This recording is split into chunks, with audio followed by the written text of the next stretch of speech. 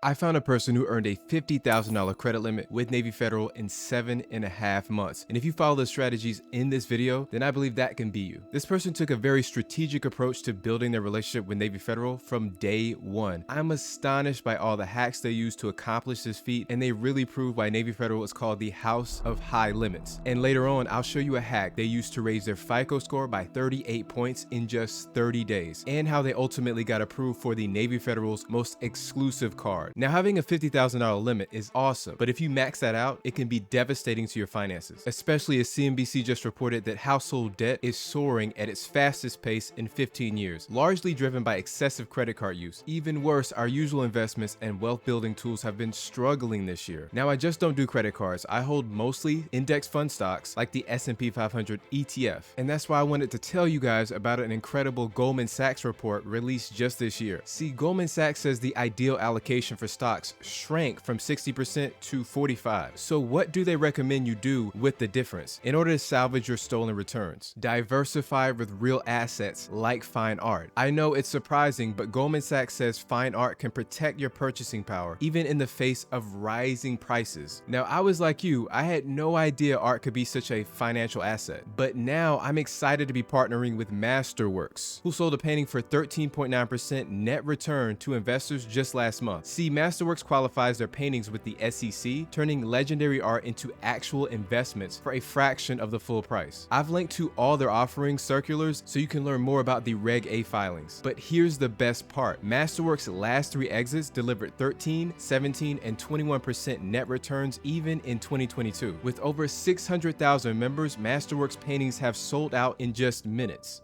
But you'll get priority access just by clicking the link in the description. So on March 7th of this year, the very first day they joined Navy Federal, they opened an everyday checking and savings account and deposited $250 total. They put $100 in their checking account and $150 into their savings account. Many people don't know this, but you can actually make the deposit with a credit card. They opted to use a 2% flat rate card, but just remember, $250 is the maximum amount you can open and fund a Navy Federal account with. The great part is you're funding the account with other people's money with a 25-day grace period, and you're earning 2% cash back in the process. The next thing they did was set up bi-weekly transfers of around $500 using Astra to mimic direct deposits. Unfortunately, you can't use this method because Astra is closing down soon. There's not much data on which methods work to trigger direct deposits with Navy Federal, but you can always try bank transfers from a different account, a brokerage account, or a business checking account to get the job done. Okay, so fast forward 1 month to April 26th, they applied for a checking line of credit for the everyday checking account. A checking line of credit is pretty cool because it protects your account from overdrafts and denied transactions. So in the event that you make a purchase that exceeds what's in your checking account, then this feature would kick in and fund the purchase first. They were immediately approved for $500 of credit with a hard pull from TransUnion. This feature is good for having access to extra cash flow and unexpected expenses. Many banks don't offer this benefit, so this is just another reason why Navy Fed gets glowing reviews from all their customers.